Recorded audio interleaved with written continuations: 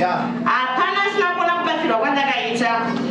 Mama mugeri vakandibatsira vakati ndaona wasangana neproblemu kusununguka kwako. Ndakangoti zvimwe kutanga asi vakandinamatira. Vandinamatira ndakaenda kumba kwangu. Ndakanga ndisina zvakakwana mukati mekusununguka kwangu. Mama Mateo vakanditengera tsauro randakabatira mwana wangu nekotoni. Mbuya avo vakagara apava andakanganwa zvangu zita ravo.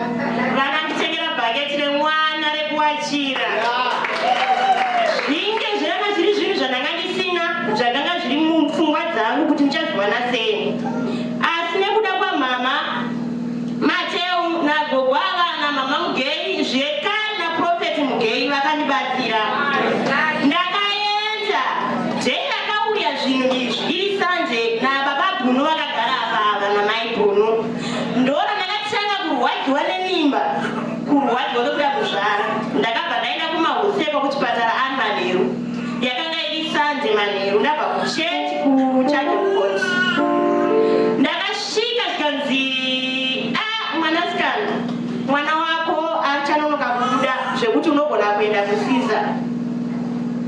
Ndikati kuenda kuSiza inini handisi kuzvitendera muzita raJesu. Nekubatsirwa kwandakanga ndaita namama Mugei vakandibatsira kuti zvese zvichapera muzita raJehovha. Ndakaiswa padripi zvekurara usiku hwese ndiri padripi. Nekuedza kwekunze zvikanzi ngatimbomubvisai padripi. Mwana aitira tsvina muromo nekuda kweoverwork. Asi zvakadaro Jehovha havana kundisiya ndega.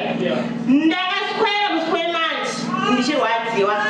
Kuzoti masikati kuma12 ndobva ndadzoserwa zvekare padripi.